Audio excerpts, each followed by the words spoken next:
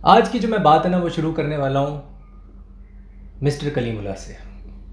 जी हाँ, मिस्टर कलीमुल्लाह जो है ना वो मैं उनकी बहुत इज़्ज़त करता हूँ, इसमें कोई शक नहीं है। मैंने कभी उनके ख़िलाफ़ कुछ नहीं बोला आज तक। मैं उनको इनफैक्ट जैश रहमान के बाद पाकिस्तान का सबसे बड़ा लेजेंड मानता हूँ 21st सेंचुरी में। ठीक है, 21वीं सदी में मेरे लिए जैश रहमान के बाद कलीमुल्लाह सबसे बड़े लेजेंड हैं। बट जिन हरकतों पे वो उतर आए हैं और पिछले 1.5 साल से जिस तरह की वो स्टेटमेंट्स दे रहे हैं, मेरी बर्दाश्त से वो पार हो चुका है। और मैं बहुत टाइम से ये बर्दाश्त कर रहा था जो वो स्टेटमेंट्स देते रहे हैं। बात इतनी सी है कि अगर आप एक डायस्पोरा प्लेयर को संडे लीग का प्लेयर बोलते हैं तो आप क्या साबित करना चाहते हैं? आप ये साबित करना चाहते हैं कि आपके जो लोकल प्लेयर्स हैं वो तो मेसी और रोनाल्डो हैं, और जो डायस्पोरा प्लेयर्स हैं वो लोकल प्लेयर्स की जूती के तस्मे के बराबर भी नहीं है। ये आप साबित करना चाहते हैं?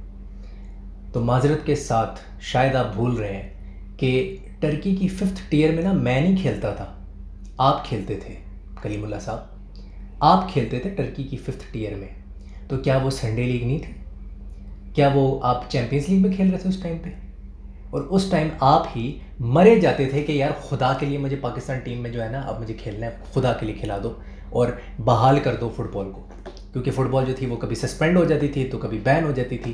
तो आपको तो मुझसे बेहतर पता है। तो टर्की का क्या लेवल था, 5th टियर का क्या लेवल था? ये जो आप ओटिस को बोलते हैं कि यार वो संडे लीग का प्लेयर है, इमरान कियानी संडे लीग का प्लेयर है, हारून हामिद जिसकी वजह से, जिसके गोल की वजह से आप राउंड 1 आपने पार किया। आपकी तो 7 पुश्तों ने राउंड 1 पार नहीं किया था। हारून हामिद के गोल की वजह से खुदा का शुक्र करो आपने राउंड 1 पार किया। वो डायस्पोरा प्लेयर ही था। वो 6th टियर में खेलता है इंग्लैंड के। है वो आपकी नज़र में संडे लीग प्लेयर, लेकिन है वो पाकिस्तान का हीरो। तो अपना माजी मत भूला करें कलीमुल्लाह साहब, अपना माजी ना भूला करें। ठीक है, जो पुराने मैचेस में हुआ होता है ना, मुझे पता है आपको अभी रईस नबी दिखाई देगा, आपको अभी हारून हामिद दिखाई देगा कि सही तरह प्रेस नहीं कर रहे, आपको इमरान कियानी दिखाई देगा कि यार ये प्रेस नहीं कर रहे, लेकिन लोकल प्लेयर्स को कभी आप जो है ना वो कुछ नहीं कहते। ये मैंने देखा है आपका। एंड दूसरी तरफ मैं, जिसके ऊपर इल्ज़ाम लगाया जाता है कि ये सिर्फ डायस्पोरा प्लेयर्स को पकड़ के डिफेंड करता है, मैंने ही लोकल प्लेयर्स के जो है ना पिछले आप सारे उठा के देख लें, वलीद का इंटरव्यू मैंने किया है, अब्दुल्ला शाह का इंटरव्यू मैं कर चुका हूँ, सदाम जूनियर का इंटरव्यू मैं कर चुका हूँ, और ये जो हमारी विमेंस टीम की प्लेयर है जुल्फिया नज़ीर, वो भी लोकल प्लेयर है, उनका भी मैंने ही किया इंटरव्यू। ठीक है, आपकी तरह मैं लोकल में और डायस्पोरा में फ़र्क नहीं करता, कलीमुल्लाह नहीं हूँ मैं। ठीक है, जो कि ड्रेसिंग रूम के अंदर पोलराइजेशन क्रिएट करे और डिवाइड क्रिएट करे। आप चलते हैं डिवाइड एंड रूल, जो अंग्रेज़ों ने बनाया था ना रूल, डिवाइड एंड रूल का, आप उस पर चलते हैं। तो आपसे मेरी ये कृपया गुजारिश है कि हमारी जान छोड़ें, माफ़ करें हमें, और डायस्पोरा प्लेयर्स की जान छोड़ें। 4 गोल मारे ना आपने पाकिस्तान के लिए, 4 गोल्स मारे, 4 गोल्स, राइट? तो क्या वो जो 4 गोल हैं उसका जो खमियाजा है वो पाकिस्तान का जो हर डायस्पोरा प्लेयर जो ज्वाइन करेगा पाकिस्तान को, उसको भुगतना पड़ेगा? आप एक लेजेंड हैं, लेजेंड बन के रहें। जो लफ्ज़ मैं आपके लिए इस्तेमाल नहीं करना चाहता ना, मुझे मजबूर ना करें कि मैं आपके लिए फिर इस्तेमाल करूं। तो ये छोटी सी बात थी जो मैं करना चाहता हूँ कि बंद करो डायस्पोरा प्लेयर्स में और लोकल प्लेयर में तफरीक पैदा करना। ये नीच हरकतें बंद करो। दूसरा जो है, मैं अब बात करने वाला हूँ स्क्वाड पे, और स्क्वाड पे आज हम बात करेंगे। But before that I want to talk about Sunil Chhetri. ठीक है, एक बहुत बड़े, मतलब साउथ एशिया के कह सकते हैं कि biggest superstar, biggest legend. South Asia की जो 7 कंट्रीज़ हैं, आज तक ऐसा प्लेयर पैदा नहीं हुआ जो सुनील छेत्री ने करके दिखाया है। 94 goals, 4th highest in international FIFA, जो हमारे गोल स्कोरर्स हैं टॉप ऑल टाइम के, जिसमें मेसी, रोनाल्डो और अली डियाए आते हैं ईरान के, और चौथे नंबर पे आते हैं सुनील छेत्री। उन तीनों ने 100 गोल्स पूरे किए तो सुनील छेत्री नहीं कर सके। बट मैं आज एक क्लिप देख रहा था सुनील छेत्री की, जिसमें उन्होंने बोला था कि मैं QPR रेंजर्स के लिए जो कॉन्ट्रैक्ट है वो मैं साइन करने वाला था, और उधर पैनल के ऊपर 6 जजेस जो थे ना वो बैठे हुए थे पैनल पे, 6 जजेस। और क्राइटेरिया ये था कि अगर आप 75% से ज़्यादा मैचेस खेलते हो अपने मुल्क के लिए, देश के लिए, इंडिया के लिए वो खेलते थे, और वो 75% से ज़्यादा खेलते थे, एक क्राइटेरिया ये था, तो उस पर वो पूरे उतरते थे। लेकिन वो उस पर पूरा नहीं उतरते थे कि जो उनकी जो कंट्री थी वो टॉप 70 रैंकिंग में नहीं आती थी, और इंडिया आज तक टॉप 70 रैंकिंग में कभी नहीं आई है। उनकी जो हाईएस्ट रैंकिंग है वो आई थिंक 94 है, जो शायद उन्होंने स्टेफन कॉन्स्टेंटाइन के अंडर ही की थी। तो उसमें वो फेल हो गए। बट 6 जजेस का जो पैनल था ना, उसने डिसाइड करना था कि उनको QPR में रखना है या नहीं रखना। उन्होंने ट्रायल भी दिया था वहाँ पे, उसने डिसाइड करना था। बट हुआ ये कि 3 जजेस ने जो है वो मना कर दिया, और फिर कुछ वीटो की वोटिंग हुई और फिर उनका नहीं हो सका। तो उन्होंने कहा कि ये मेरे लिए एक बहुत बड़ा सेटबैक था, लेकिन इस फेलियर और सेटबैक के बाद मैं फिर वापस आया। तो एक ट्रूली इंस्पिरेशनल स्टोरी है सुनील छेत्री। उनके जितने इंटरव्यूज़ में देखूँ मुझे हमेशा इंस्पिरेशन मिलती है। और ना सिर्फ इंडिया के वो हीरो हैं, बल्कि वो साउथ एशिया के हीरो हैं। मैं तो उनको साउथ एशिया का हीरो मानता हूँ, साउथ एशिया के वो लेजेंड है। और happy retirement to him, and definitely I am looking forward to his last game against Kuwait. शौक नहीं था मेरे लिए, बिकॉज आई ऑलवेज न्यू कि उन्होंने रिटायरमेंट तो लेनी थी सूनर रादर देन लेटर। लेकिन कुछ जो है ना चवल किस्म के फ़ैन्स हैं जिन्होंने अभी इंडियन फुटबॉल देखना शुरू किया है। मैं पिछले 6 साल से देख रहा हूँ पाकिस्तान और इंडिया का फ़ुटबॉल, और सुनील छेत्री को मैं पिछले 6 साल से देख रहा हूँ। जिन्होंने अभी देखना शुरू किया है ना, वो यही कह रहे हैं कि भाई सुनील छेत्री को रिटायर कर दो, he is a waste of time. ओ भाई, वो तब से गोल मार रहा है जब तुम एक स्पर्म थे, ठीक है? वो तब से गोल मार रहा है। तो अपनी मुंह जो है ना, अपनी बकवास वो बंद रखा करो। मैं बस ये कहना चाहता हूँ।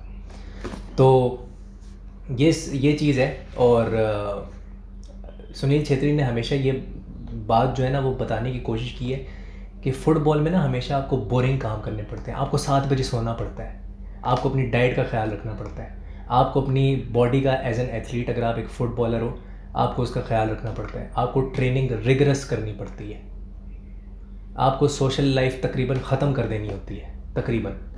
And Sunil Chhetri lived a boring life. वो खुद कहते हैं कि मैंने एक बोरिंग लाइफ जी, तभी मैंने ये अचीव किया है एज अ साउथ एशियन, वरना मैं कभी ना कर पाता।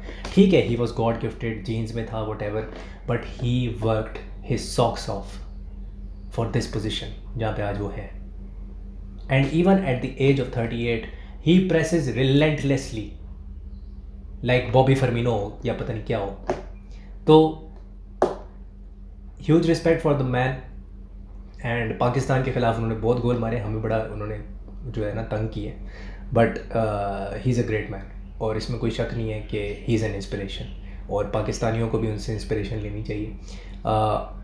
आई फील कि यहाँ पे जब जैश रहमान रिटायर हुए थे तो बहुत से लोग कहते हैं कि हमें बड़ी तकलीफ़ हुई थी जब जैश रहमान रिटायर हुए थे, क्योंकि वो प्रीमियर लीग के प्लेयर थे फुलम में, और आई एम श्योर कि इंडिया को भी उतनी तकलीफ़ हुई होगी। और जैसे मुझे अभी यर्गन क्लॉप के जाने के बाद तकलीफ़ हो रही है एज ए लिवरपूल फ़ैन, मैं जानता हूँ इंडियन फैंस कैसा फील कर रहे होंगे। So yeah, he is a great man.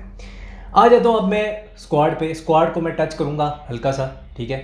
और मेन मैं बात करने वाला हूँ प्लेइंग 11 की, क्योंकि ये जो 24 मैन पाकिस्तान का जो स्क्वाड आया है, इसमें बहुत से जो लड़के हैं वो नेशनल चैलेंज कप से स्टेफन कॉन्स्टेंटाइन ने निकाले हैं, और वो ये समझता है कि ये जो लड़के हैं ये हीरे हैं, ये डायमंड्स हैं, और उसको जो है वो नरिश कर सकता है, ठीक है? और उनके साथ पाकिस्तान को जो है ना वो आगे लेके जा सकता है।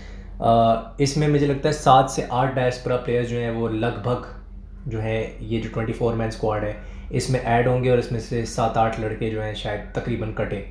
बहुत से लोग कह रहे हैं कि यूसुफ भट्ट शायद ना सेलेक्ट हो, लेकिन मेरी नज़र में उनको सेलेक्ट होना चाहिए, क्योंकि हमें एक्सपीरियंस की बहुत ज़्यादा ज़रूरत है, और एक्सपीरियंस के बगैर हम कुछ नहीं कर पाएंगे। He is probably the only man in the squad जो कि अभी 34 की एज के हैं, और शायद 30 से ऊपर है। He is probably the only one, जहाँ तक मुझे याद पड़ता है। तनवीर जो है इसमें सेलेक्ट हुए हैं, KRL के वो गोलकीपर हैं, तनवीर को सिलेक्ट किया गया है, और ये फ्रेश फेस हैं बिल्कुल।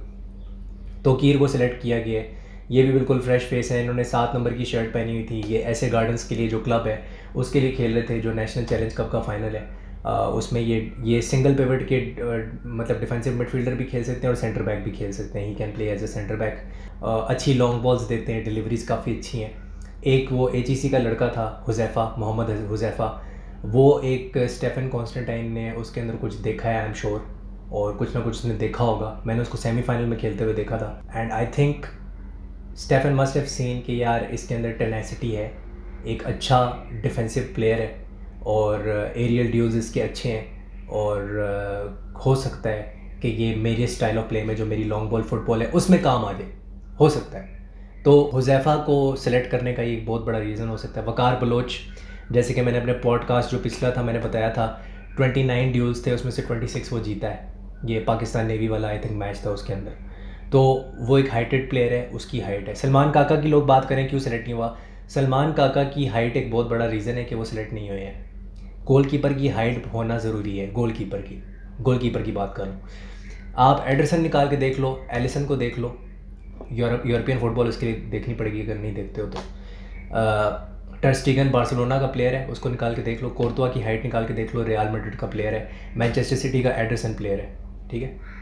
ये सारों की हाइट निकाल के देख लो। आर्सेनल का जो गोलकीपर है डेविड राया, उसकी हाइट निकाल के देख लो, सारे 6 फुट से ऊपर है। 6 फुट से नीचे आप इंटरनेशनल लेवल में एज अ गोलकीपर बहुत कम चांसेस होते हैं कि आप सर्वाइव कर सको, बहुत कम चांसेस हैं आपके, ऑलमोस्ट 10%। तो वही बात है कि सलमान काका को इस वजह से नहीं किया होगा। और स्टेफन जो भी करता है मैं उसको बैक करूँगा। I believe in my manager. मतलब कुछ ना कुछ सोच के ही उसने जो है ना इन प्लेयर्स को नहीं लिया, कुछ ना कुछ उसने सोचा ही होगा, कोई ना कोई उसका रीज़न ज़रूर होता है पीछे। वो फजूल में किसी प्लेयर को ड्रॉप नहीं करता, वो पाकिस्तानी कोच नहीं है। तो ये जो है ना, मुझे ऐसा लगता है कि Stefan has that tactical acumen and he understands कि उसकी प्लेइंग स्टाइल में और उसकी मैनेजेरियल फ़िलासफ़ी में आइडेंटिटी, प्लेइंग स्टाइल और फिलॉसफी में कौन सा प्लेयर आके बैठता है उसको पता है, हमें कुछ नहीं पता। तो वो है। और बहुत से लोग ये सवाल पूछ रहे हैं कि ज़ैनुल आबदीन ये कौन है। ज़ैनुल आबदीन जो है ये वापडा के प्लेयर हैं, और ये जो वापडा के प्लेयर थे ये बेंच पे थे फाइनल में नंबर 6 शर्ट में। तो ये वो वाले प्लेयर हैं। अली ज़फ़र जो है वो भी सिलेक्ट हुआ है, अंडर 19 वाला जो लड़का था जिसने नेपाल के अगेंस्ट गोल किया है, again congratulations to him. Saddam select हुआ है, under 19 captain, again congratulations to him. फिर एक और प्लेयर थे इसके अंदर ही जो कि कह रहे थे कि ये जुनैद अहमद कौन है। जुनैद अहमद जो है वो KRL के जो है वो मिडफील्डर है and he has been selected. Junaid Shah select नहीं हुए हैं इवन दो वो अफगानिस्तान चैम्पियंस लीग से आए थे। एक चीज़ बहुत क्लियर हो चुकी है, Stefan does not give a shit about Afghan Champions League. अगर आप पाकिस्तान आओगे, पाकिस्तान में आके अच्छा परफॉर्म करोगे तो आपको सिलेक्ट किया जाएगा, वरना अफगानिस्तान चैम्पियंस लीग स्टेफन देखता ही नहीं है।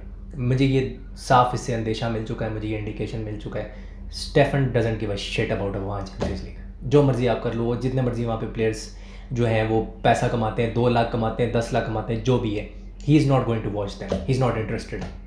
तो ये है, और इसीलिए वो फ़्लाइट पकड़ के यहाँ पे आया था।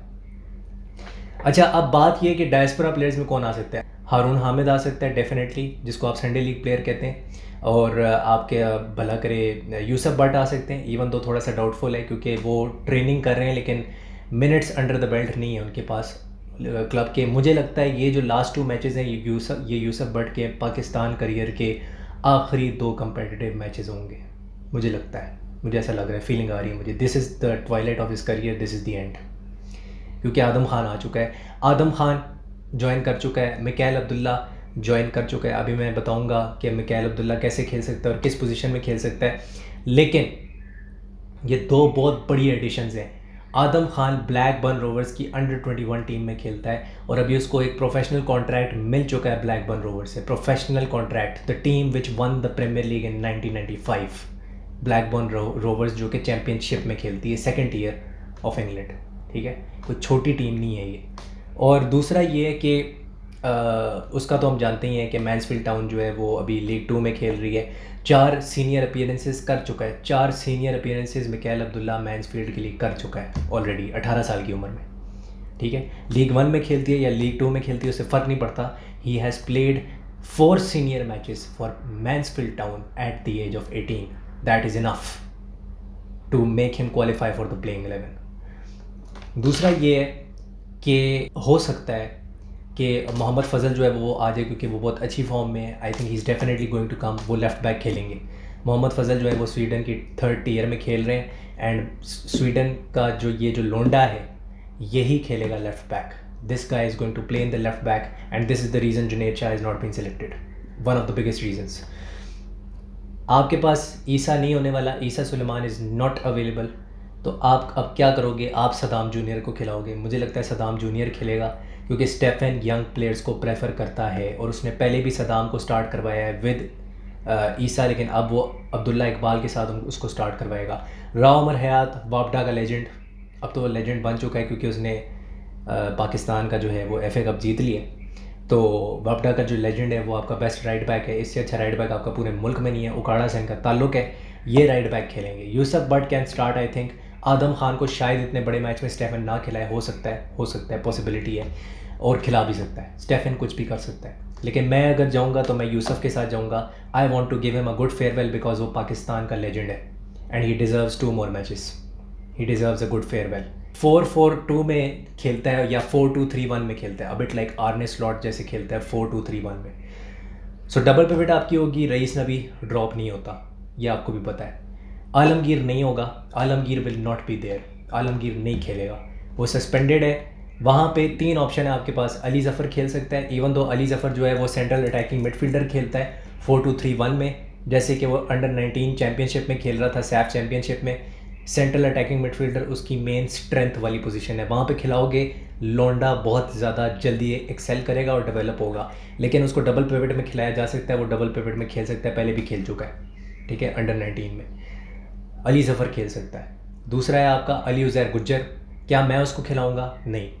क्या स्टेफन खिला सकता है? यस। तीसरा जो आपके पास ऑप्शन है वो है रजब अली हज़ारा, और मैं रजब अली हज़ारा के पास साथ जाऊंगा KRL के लिए। अभी वो खेल रहा था, he had minutes under his belt, national challenge cup में मिनट्स थे उसके पास।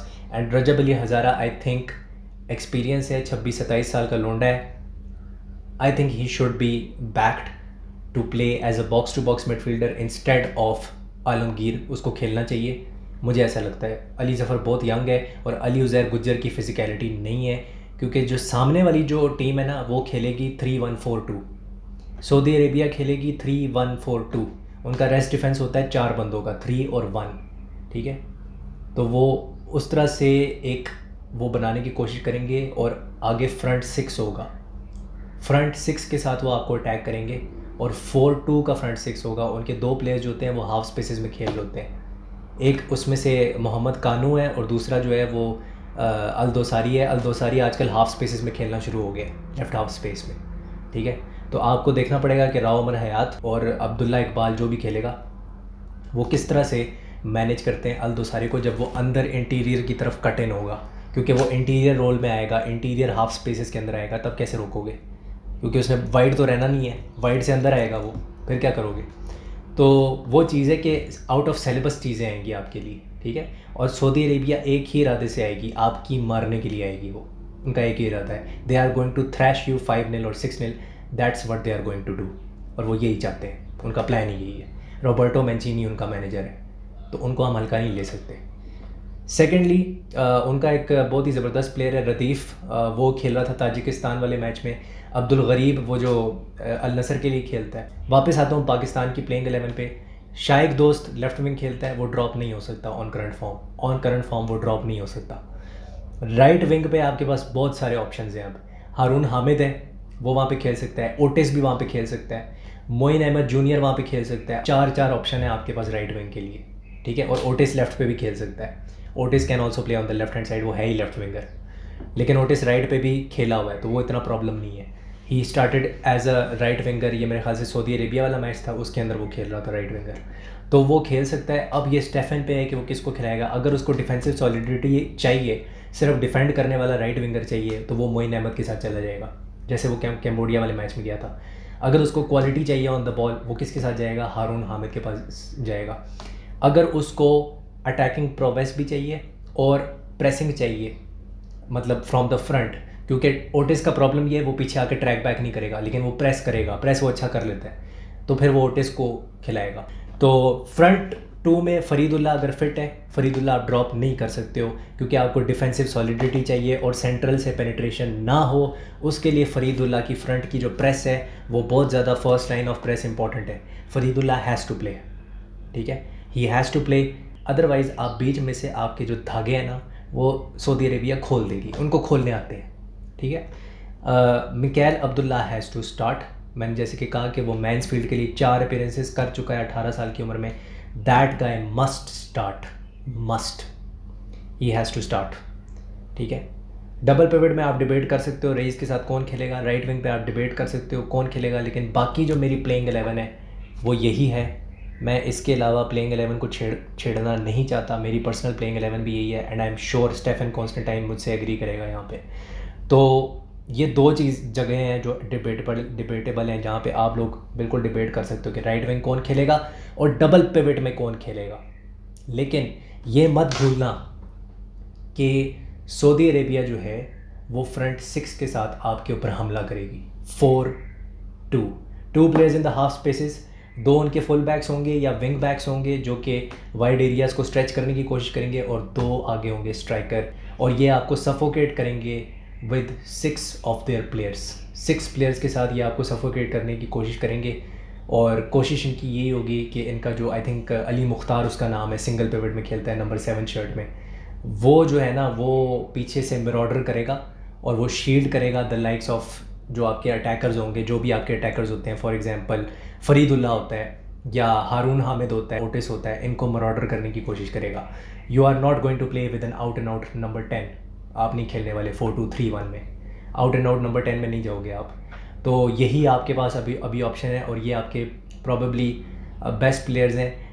जो पूछ रहे हैं कि आदिल नबी आएंगे, हानिया आमिर पाकिस्तान विमेंस टीम के लिए खेल सकती है, लेकिन आदिल नबी और ये जो आपकी क्या नाम है लेजेंड एतजाज़ हुसैन, ये किसी कीमत पर जून में पाकिस्तान को रिप्रेजेंट नहीं करने वाले। ये हो ही नहीं सकता, इट्स इम्पॉसिबल। तो ये मैंने बड़ा ही कैटेगोरिकली बता दिया, इससे कैटेगोरिकली मेरे ख्याल से मैं नहीं बता सकता।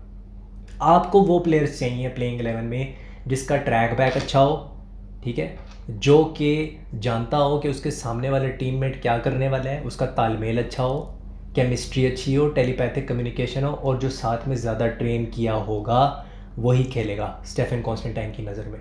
जिसने 20 दिन ट्रेन किया ना टीम के साथ, डेफिनेटली उसका चांस ज़्यादा है। ख़ास तौर पे मैं लोकल प्लेयर्स की बात कर रहा हूँ, ठीक है, और ख़ास तौर पे यहाँ पे मैं मिकाइल अब्दुल्ला की भी बात कर रहा हूँ, क्योंकि वो पहले दिन से मिकाइल अब्दुल्ला और आदम खान दोनों हैं, तो कोई पता नहीं ये दोनों स्टार्ट कर दें, ये कर सकते हैं दोनों, we can not write it off. लेकिन इम्पॉर्टेंट चीज़ ये है कि स्ट्रक्चर को मेंटेन रखना, और डिफेंस जो है आपका रेस्ट डिफेंस क्या होगा, what will be your rest defence. क्या आपका रेस्ट डिफेंस 2 बैंक्स ऑफ 4 होगा, या आपका रेस्ट डिफेंस जो है वो 3 और 2 होगा। क्या आप डबल पिवट के साथ खेलोगे तो पीछे क्या बैक 3 रहेगी, क्योंकि समटाइम्स ये होगा कि फ़ज़ल आगे जाएगा, फ़ज़ल जब आगे जाएगा तो पीछे आपका बैक 3 होगा, वहाँ पे राव उमर हयात होगा, वहाँ पे आपका सदाम होगा, और आपका ये अब्दुल्ला होगा, अब्दुल्ला इकबाल। ये 3 होंगे और 2 होंगे, ये आपका रेस्ट डिफेंस बनेगा 5 बंदों का। तो जब काउंटर अटैक आएगा सऊदी अरेबिया का, या जब वो अटैक करेंगे फ्रॉम डिफेंस टू अटैक, क्या आपका रेस्ट डिफेंस इतना केपेबल है कि वो उस डिफेंस से अटैक की ट्रांजिशन को रोक सके? क्या वो इतना केपेबल है? मुझे नहीं लगता कि वो इतना केपेबल है। लेकिन आपने क्या करना है, डैमेज कंट्रोल करना है आपने। आप सिर्फ डैमेज कंट्रोल ही कर सकते हो इस मैच में, हमेशा की तरह, बिकॉज दैट टीम जो कि अभी खेलने वाली है जिन्ना स्टेडियम आके, उसके सारे जो प्लेयर्स हैं वो सऊदी प्रो लीग में क्रिस्टियानो रोनाल्डो, साडियो माने और पता नहीं किस किस के साथ खेलते हैं। दूसरी चीज़ ये है कि आप लोग अभी पूछोगे, जो कि सबसे एंड में मैं बात करने वाला था, कि लाइटों का क्या हुआ है। लाइटों के ऊपर एक प्रॉपर जो है ना लड़ाई जो है वो पानीपत की वो छिड़ चुकी है। मैं उसके ऊपर ज़्यादा बात नहीं कर सकता, लेकिन मैं ये ज़रूर कह सकता हूँ कि you have to tag the prime minister of Pakistan, prime minister, और शिज़ा फातिमा को आपको टैग करना पड़ेगा। और जो शैतान आज़म है, शैतान जो है वो IPC मिनिस्टर बन चुका है, यानी कि राना सनाउल्लाह, अब आपको उनको ही टैग करना पड़ेगा, क्योंकि अब इन्हीं लोगों से हमें भीख मांगनी पड़ेगी लाइटों के लिए, क्योंकि सिर्फ गवर्नमेंट ही आपको लाइटें प्रोवाइड कर सकती है। दूसरा जो DG हैं PSB के, आई थिंक ज़हूर अहमद साहब हैं आजकल, वो जो भाई साहब हैं उनको आपको टैग करना पड़ेगा, लेकिन वो आपको कभी भी जवाब नहीं देंगे, क्योंकि वो उनकी कोई प्रेजेंस ही नहीं है सोशल मीडिया पे। He is non existent, he is अ भूत। तो ये अभी इश्यूज़ हैं कि जो गोल पोस्ट हैं उसके ऊपर जो भी लाइटें हैं ना, जो भी गोल पोस्ट के ऊपर लाइटें हैं वो एडिक्वेट लाइट्स नहीं हैं, और इसीलिए AFC और फीफा ने रिजेक्ट कर दिया है। सवाल मेरा ये है, जो आपकी फीफा है, जो नॉर्मलाइजेशन कमेटी है, क्या उसने जब ये सारा चेक किया, ये लाइटें चेक की, तो वहाँ पे कौन मौजूद था उस वक्त? हारून मलिक मौजूद था, शाहिद खोकर मौजूद था, कौन मौजूद था उस जगह पे? हु वॉज देयर जब ये लाइटें चेक हो रही थी? और ये जो रिपोर्ट बना के दी गई है, किसने रिपोर्ट बना के भेजी है to the PSB and FIFA? मुझे ये जानना है, because it seems fishy to be honest. But Pakistan sports board बहुत पहले से इनकॉम्पिटेंट है, और हमें पता है कि उनके अंदर किस किस्म के शैतान लोग बैठते हैं, ठीक है। ये वो मुल्क है कि जहाँ पे आपसे लाइटें ठीक नहीं हो रही, आपसे लाइटें नहीं लगवाई जा रही। लाइटें भी आपने लगाई हैं तो ठीक तरीके से नहीं लगाई, मर मर के लाइटें लगाई हैं वो भी ठीक तरीके से आपने नहीं लगाई। गोल पोस्ट पे रोशनी ही नहीं है। कॉर्नर लेते वक्त पता ही नहीं चलता कि भाई कॉर्नर कॉर्नर ले कौन रहा है उस जगह से, अगर उस जगह पे आप बैठे हुए हो तो उस कोने के अंदर, ठीक है। अभी आपने टिकटें 2000 रुपये कर देनी है क्योंकि आप बेशरम लोग हैं, ज़ाहिर है, PFF वाले।